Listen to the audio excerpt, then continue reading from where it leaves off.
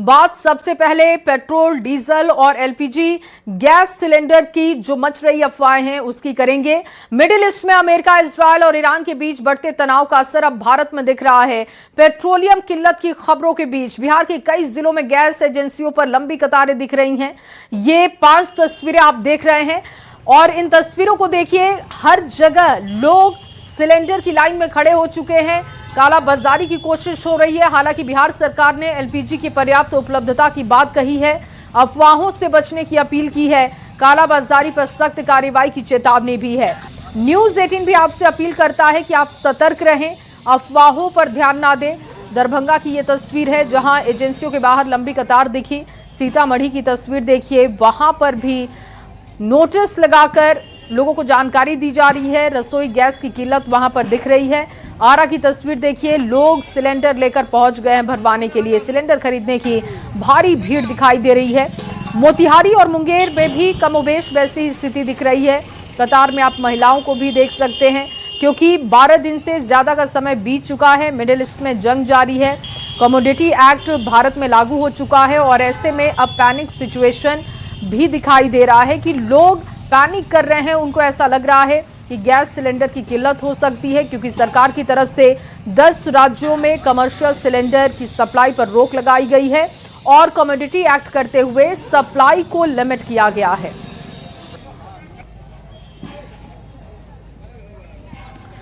तो सिलेंडर लेने के लिए गैस एजेंसियों पर लंबी कतारें दिख रही हैं और इसको देखते हुए न्यूज़ 18 और प्रशासन लोगों से अपील कर रहा है। एलपीजी को लेकर घबराने की बिल्कुल आपको जरूरत नहीं है क्योंकि सरकार की नजर है। मिडिल ईस्ट की जंग और उसका क्या होगा असर, उसको लेकर भी लगातार आकलन हो रहा है। राज्य में गैस की पर्याप्त आपूर्ति है, अफवाहों पर आपको ध्यान देने की जरूरत नहीं है। लगातार ये अपील की जा रही है राज्य सरकार की तरफ से कि अफवाहों पर बिल्कुल ध्यान ना दे। जरूरत के मुताबिक से ही आपको सिलेंडर सप्लाई करवाई जाएगी। जरूरत के हिसाब से सिलेंडर आपको मिलेगा। गैस एजेंसियों पर अनावश्यक आपको भीड़ लगाने की जरूरत नहीं है। कालाबाजारी की जानकारी अगर आपके पास आती है तो आप तुरंत प्रशासन को दें, इसे रोकने का काम होगा। अतिरिक्त पैसे मांगने पर भी आप शिकायत कर सकते हैं। अगर कोई ब्लैक में सिलेंडर आपको दे रहा है और इसके लिए बहुत ज्यादा पैसों की मांग की जा रही है तो आप अपनी शिकायत दर्ज करा सकते हैं। लोगों से शांति, संयम रखने की अपील की जा रही है। पैनिक करने की जरूरत नहीं है। ईंधन की कमी भारत में नहीं है जिसका भरोसा केंद्र सरकार और राज्य सरकार लगातार दे रही है। ईरान इजरायल युद्ध और उसमें अमेरिकी दखल के बीच वैश्विक हालात के असर अब बिहार के औरंगाबाद जिले में भी दिखने लगा है। रसोई गैस की आपूर्ति प्रभावित होने से कई गैस एजेंसियों के बाहर लंबी कतारें दिखी हैं। घंटों इंतजार के लिए लोग तैयार हैं। घंटों इंतजार के बाद भी कई उपभोक्ताओं को खाली हाथ वहां से लौटना पड़ा है। ये तस्वीरें आप देख रहे हैं। एजेंसी प्रबंधन का कहना है कि यह अस्थायी दिक्कत है, जल्द ही गैस की आपूर्ति सामान्य हो जाएगी, लेकिन आपको घबराने की जरूरत नहीं है। और इस बीच देखिए किस तरीके से लंबी लंबी कतारें एजेंसियों के सामने लगनी शुरू हो चुकी हैं। बहुत सारे लोग ऐसे हैं जिनको बिना गैस सिलेंडर लिए वापस आना पड़ रहा है, जिससे वो बहुत डर रहे हैं। लेकिन एजेंसियों का कहना है कि ये सामान्य दिक्कत है, ये कोई ऐसी किल्लत नहीं है जिसका असर लंबे समय तक आपके ऊपर दिखेगा। अस्थायी दिक्कत है और इसको बहुत जल्द सामान्य कर दिया जाएगा और इसीलिए पैनिक करने की जरूरत नहीं है। लेकिन ये जो तस्वीर है ये अफवाहों के बाजार को गर्म भी कर रही है। औरंगाबाद की तस्वीर आप देख रहे हैं। एजेंसी के सामने ये लंबी कतारें, सुबह से ही लोग पहुंच गए हैं सिलेंडर लेकर, सिलेंडर भरवाना चाहते हैं। कई लोगों को खाली हाथ भी यहां से लौटना पड़ा है और ऐसे में अपील यही हो रही है राज्य सरकार की तरफ से कि कालाबाजारी करने की जरूरत नहीं है। सिर्फ कालाबाजारी को रोकने के लिए, जमाखोरी को रोकने के लिए कमोडिटी एक्ट सरकार ने लागू किया है और आपको घबराने की जरूरत नहीं है क्योंकि कमोडिटी एक्ट में 4 कैटेगरी में सप्लाई बनाई जाती है और जो पहली सप्लाई होती है वो आम जनता के लिए होती है, यानी कि घरेलू गैस पर सबसे ज्यादा जोर सरकार का होता है। लेकिन गैस एजेंसी वाला तो बोल रहा है कि ऐसा कोई दिक्कत नहीं है। अब भीड़ है तो हम लोग का दिक्कत तो लग रहा है ना। पहले आते थे लेके घर चल जाते थे, और अब है 8:30 बजे से आए हुए हैं, 10 बज गया, अभी तक मिला नहीं, तो दिक्कत है ना हम लोग के लिए। यहाँ गैस में दिक्कत हो रहा है, अभी तक नहीं मिला। अभी तक लाइने में है। चांस क्या है, मिलेगा कि नहीं? अब चांस तो देखिए मुंह पर आ गए हैं, हम लोग को तो मिल जाएगा, बाकी देख रहे हैं कहाँ तक पहुँचेगा। मुश्किल से गैस होगा तो 50-60 गैस होगा, 50 से 60 गैस होगा। अभी टंकी कम से कम 230 अभी है, 50 से 60, 140 कहाँ जाएगा। गैस आना कम हुआ, गैस आना कम। अब कल भी आया, आज भी आया, तो अब यहाँ नहीं बांटेंगे, अब मोहल्ले में जाएगा। अब मोहल्ले में जाएगा, एजेंसी से नहीं, अब एजेंसी से नहीं बांटेंगे। पर्याप्त सिलेंडर है अभी नहीं है, फिर चलेगा, फिर कल भेटेंगे। मैंने आएगा, आएगा जाएगा सेम डे। अब दिक्कत नहीं होना चाहिए। अब नहीं होना, कल हुआ था लेकिन कल के पहले था, कल के पहले था।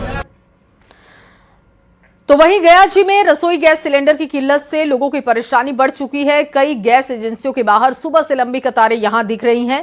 नक्सल प्रभावित इमामगंज में सबसे ज्यादा भीड़ देखी गई, जहां लोग घंटों इंतजार के बाद भी सिलेंडर नहीं पा पाए हैं। स्थानीय जनप्रतिनिधियों ने एजेंसियों को सिलेंडर सीधे उपभोक्ताओं को देने के निर्देश दिए। लोगों का कहना है कि अंतर्राष्ट्रीय तनाव की वजह से सप्लाई प्रभावित हो रही है और इस वजह से वो पहले से सिलेंडर भरवाकर अपने घरों में रखना चाहते हैं। एजेंसी पर आए हैं। गैस एजेंसी का मालिक को हिदायत होगा मेरा कि कृपया दुकान में वेंडर को माल नहीं बेचे। बहुत शादी ब्याह है, हर एक घर में सिलेंडर जाने की ज़रूरत है। कंज्यूमर लोग को डायरेक्ट यहाँ से सिलेंडर जाए। और थाना प्रभारी को मैंने भी बोला है, वीडियो साहब को भी बोला है। गैस के लिए नंबर लगे में अभी तक नंबर नहीं आया। यहाँ पे 10 से ज़्यादा अधिक नंबर में लोग लगे हुए हैं। क्या लग रहा है? टेम्पो पर है, सबको फिगर लीजिए। कोई भी जैसे कि लग रहा है अभी तक मुश्किल से 100 टंकी बचा हुआ है, और अभी यहाँ पे लोग 10 से ज़्यादा लोग यहाँ पे खड़े हैं। और वहीं एलपीजी गैस की कमी की खबरों के बीच गोपालगंज में गैस एजेंसियों के बाहर और गोदामों के बाहर सुबह से यहां भी लंबी कतारें देखने को मिल रही हैं। खाली सिलेंडर लेकर लोग घंटों अपनी बारी का इंतजार करते हुए देखे जा रहे हैं। खासतौर पर रमजान के महीने में गैस की जरूरत बढ़ने से लोगों की परेशानी भी ज्यादा बढ़ी है। स्थानीय लोगों का कहना है कि गैस लेने के लिए कई घंटों लाइन में लगकर इंतजार करना पड़ रहा है। बावजूद सिलेंडर मिलना तय नहीं हो पा रहा है, जिसकी वजह से लोग काफी परेशान हो रहे हैं।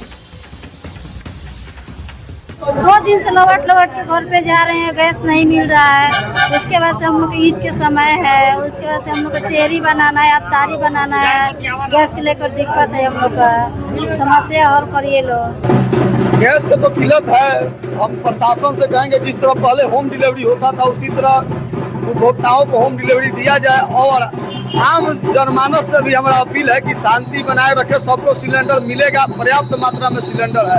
हर जगह पूरा भीड़ लगा हुआ है, अभी नहीं मिल पाया। कितने लोग चले भी गए यहाँ से, नहीं मिल पाया। क्या नाम है? इरशाद अंसारी। दिक्कत ये है कि हम सुबह से आके लगे हैं लाइन में, अभी तक गैस का परेशानी, गैस मिल नहीं रहा है। कह रहे हैं जो कल आइए परसों आइए मिलेगा। अभी भीड़ है, बहुत रसीद रखे हैं। हम लोग रमजान का महीना चल रहा है, कैसे वो नहीं मिला गैस तो कैसे हम रमजान ईद मनेगा। और वहीं शेखपुरा में भी रसोई गैस की किल्लत साफ दिखी है। गैस गोदाम के बाहर सुबह से उपभोक्ताओं की लंबी कतारें दिखी। लोग घंटों इंतजार करने को तैयार हैं। तकनीकी खराबी की वजह से ऑनलाइन बुकिंग भी प्रभावित है। गैस वेंडर का कहना है कि सर्वर फेल होने की वजह से वितरण रुका है। सर्वर ठीक होते ही गैस सप्लाई सामान्य कर दी जाएगी और लोगों को परेशान होने की जरूरत नहीं है। लेकिन शेखपुरा में भी किल्लत का अंदाजा लगते ही लोग सिलेंडर भरवाने के लिए पहुंच गए।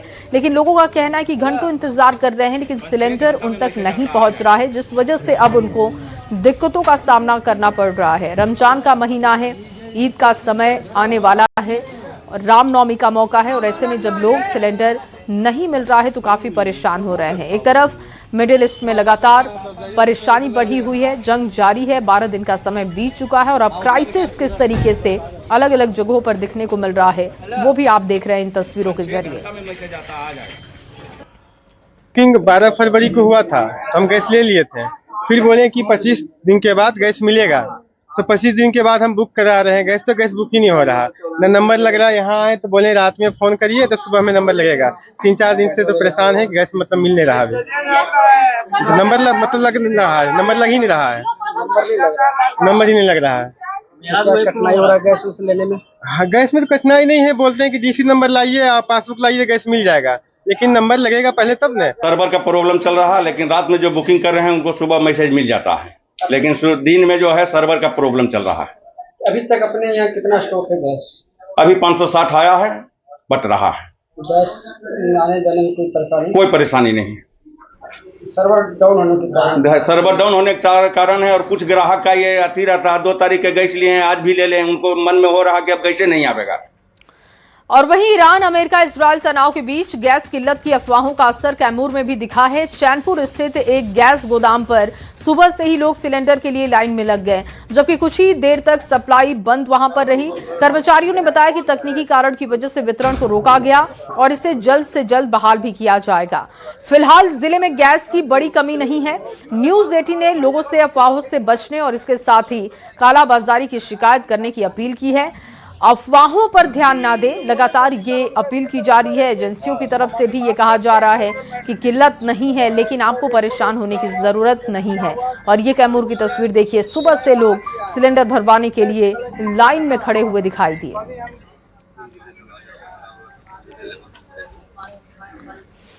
और वहीं बिहार के घरेलू गैस को लेकर कई तरीके की अफवाहें सुनने को मिल रही है और इस वजह से गैस उपभोक्ता परेशान दिखे।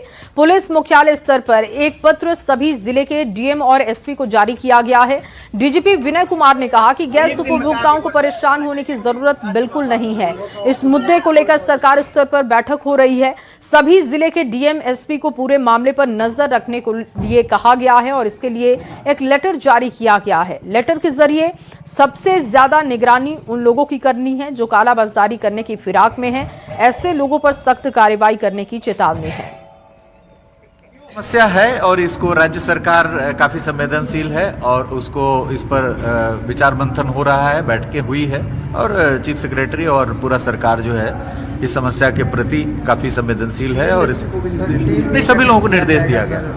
ये चूंकि हम लोग के बस की चीज नहीं है, इसलिए इस पे किस प्रकार से इसको टैकल किया जाए सो दैट कोई गंभीर समस्या नहीं हो और बेसिक जो काम है वो चलता रहे। और वहीं जेडीयू के राष्ट्रीय कार्यकारी अध्यक्ष संजय कुमार झा ने एलपीजी सिलेंडर की कमी पर कहा कि भारत में सब कुछ कंट्रोल में है।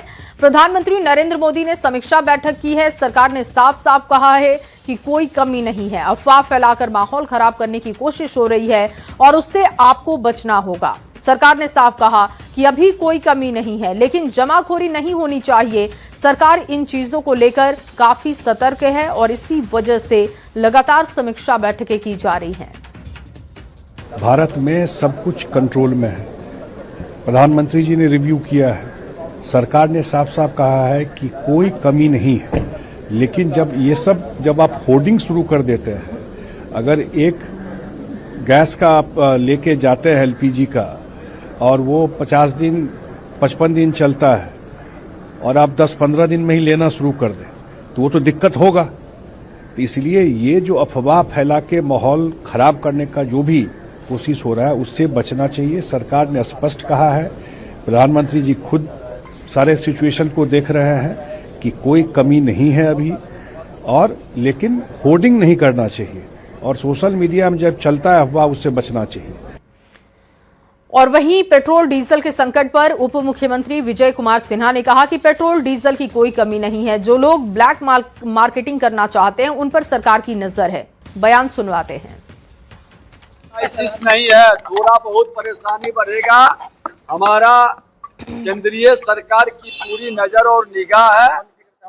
हर भारतीय ये जो संग्रह करने की प्रवृत्ति और ब्लैक मार्केटिंग का अफवाह उड़ाकर जो लोग ये खेल खेलना चाहते हैं, सरकार की पूरी निगाह उन पर है। और देखिए, गैस किल्लत की खबरों के बीच उप मुख्यमंत्री सम्राट चौधरी ने भी बयान दिया और कहा कि केंद्र सरकार पूरी तरीके से सतर्क है।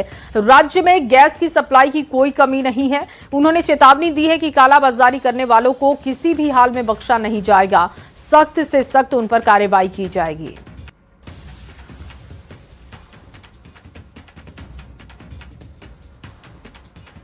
नहीं, भारत सरकार ने साफ साफ गाइडलाइन भी जारी किया है। 10% अतिरिक्त भी बढ़ाने का निर्देश दिया है और कोई भी कालाबाजारी करता है तो शीघ्र कार्रवाई करेगी सरकार। एकदम जनता को सारी सुविधा मिलते रहे, इसका पूरा प्रयास करें।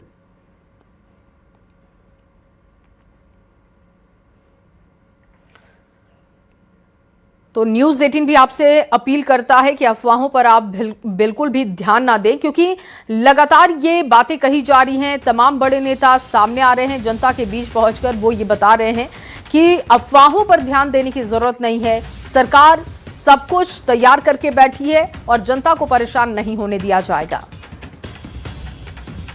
और वहीं जेडीयू में शामिल होने के बाद पहली बार निशांत जेडीयू दफ्तर पहुंचे, जहां उनके समर्थकों ने उनका जोरदार स्वागत किया।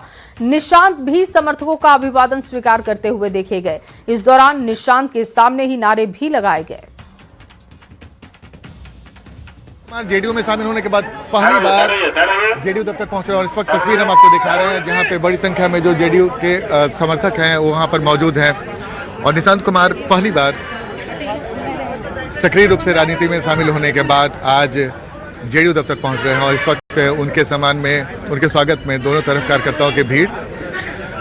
और जाहिर सी बात है, जेडीयू के लिए बेहद महत्वपूर्ण। निशांत कुमार न सिर्फ राजनीति में शामिल हो चुके हैं, जेडीयू में शामिल हो चुके हैं, बल्कि अब पूरी तरीके से सक्रिय भी नजर आ रहे हैं। पिछले कुछ दिनों से लगातार वो सक्रिय दिखे और आज जेडीयू दफ्तर में उनका आगमन हुआ और इस वक्त समर्थक उनसे लगातार हाथ मिलाते हुए। तो ये तस्वीर हम आपको जेडीयू दफ्तर की तस्वीर दिखा रहे हैं, जहाँ पे बड़ी संख्या में जो समर्थक हैं लगातार निशांत कुमार जिंदाबाद और इस वक्त निशांत कुमार यहाँ पर पहुंचे हुए हैं और लगातार बिहार का सीएम कैसा हो, लगातार इस बात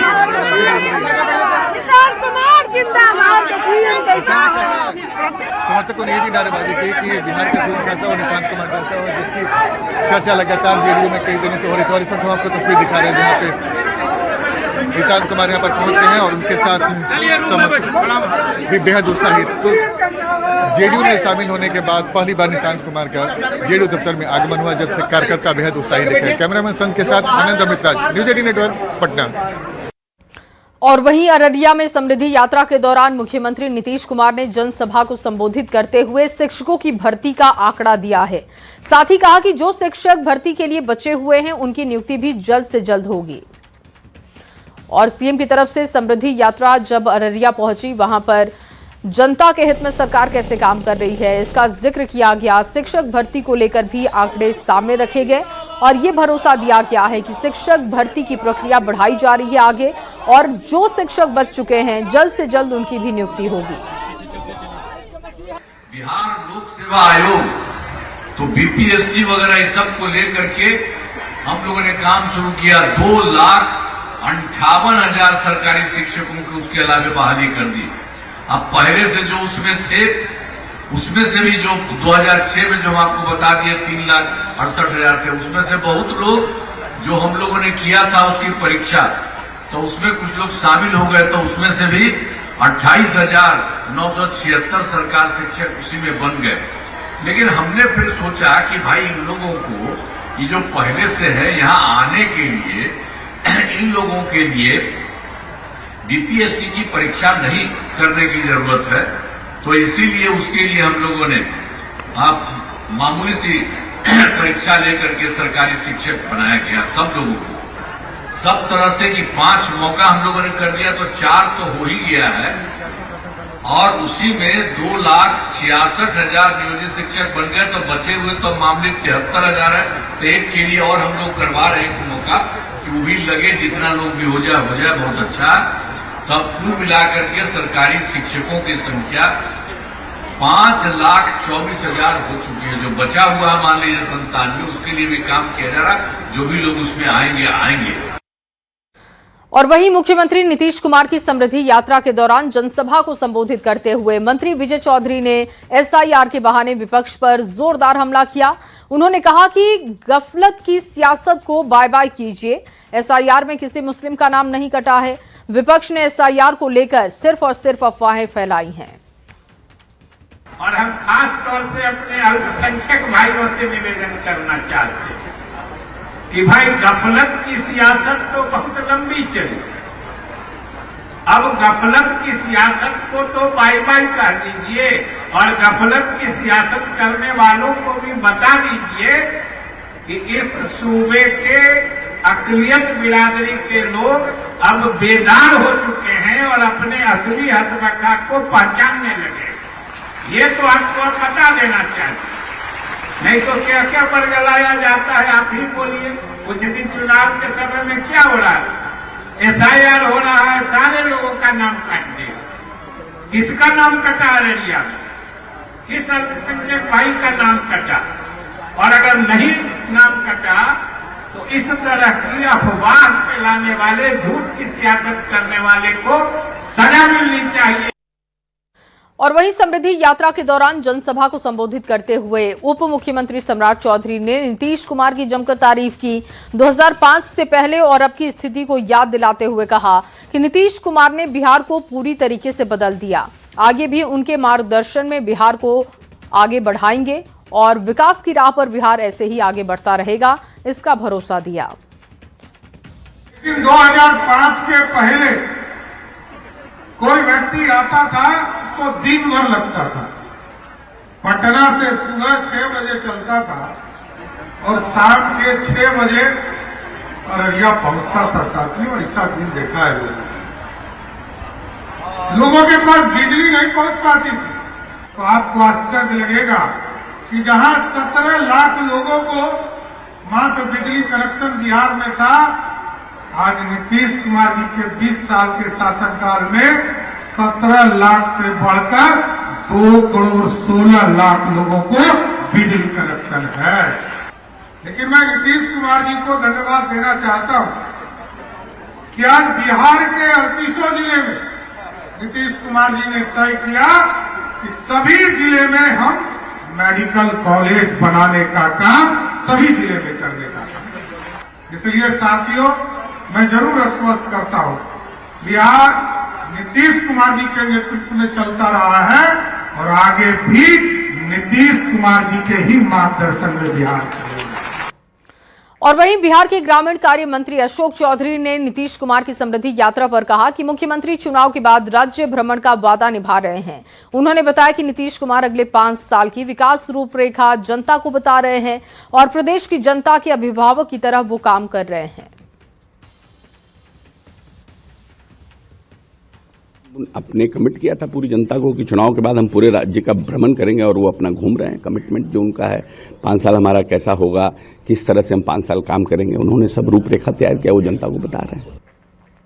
और वहीं आरजेडी नेता मृत्युंजय तिवारी ने नीतीश कुमार की समृद्धि यात्रा पर सवाल उठाते हुए कहा कि अब इस यात्रा का क्या मतलब है। उन्होंने आरोप लगाया है कि नीतीश कुमार दबाव में हैं, बीजेपी ने उन्हें हाईजैक कर लिया है। साथ ही कहा कि जनादेश का अपमान हो रहा है, उन्हें जनता को इसका जवाब देना चाहिए। यात्रा पर वो क्या निकल कर करेंगे, पहले तो वो बताएं कि मुख्यमंत्री का कुर्सी छोड़ रहे हैं, किस मजबूरी में छोड़ रहे हैं। अगर छोड़ना था तो फिर शपथ क्यों लिया था। 2025 से 2030 फिर से नीतीश, ये नारे का क्या हुआ।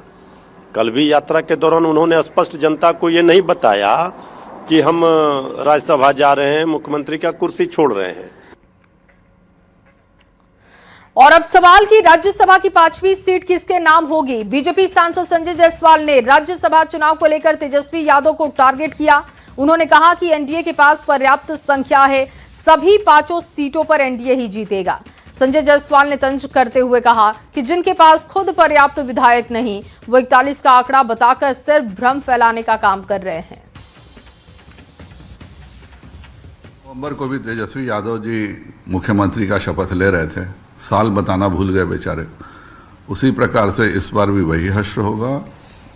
हमारे पास 3 सीटों की कमी है, उनके पास आधा दर्जन सीटों की कमी है। उसके बावजूद एक ऐसे व्यक्ति जो राजद के विधायकों से अच्छे से नहीं मिलते हों, वह सोच रहे हैं कि वह कोई मैनेजमेंट कर लेंगे, तो यह राहुल गांधी जैसा ही उनका भी विश्वास है। 5 सीट हम जीतेंगे, हमारे पास नंबर्स भी हैं, हमारी संख्या उनके विधायकों से बहुत ज़्यादा है। और वहीं जेडीयू सांसद रामप्रीत मंडल ने राज्यसभा चुनाव को लेकर दावा किया है कि जेडीयू एनडीए सभी 5 सीटें जीतेगा। उन्होंने कहा कि संख्या की कमी विपक्ष के पास है, हमारे पास नहीं जा रही। देखिए, हम लोग को 5 सीट जो है करीब करीब तय है कि हम लोग जीतेंगे।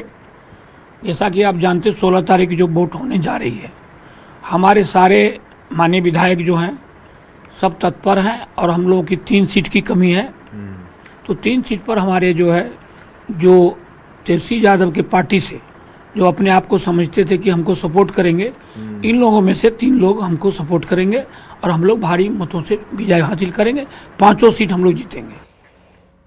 और इसी खबर के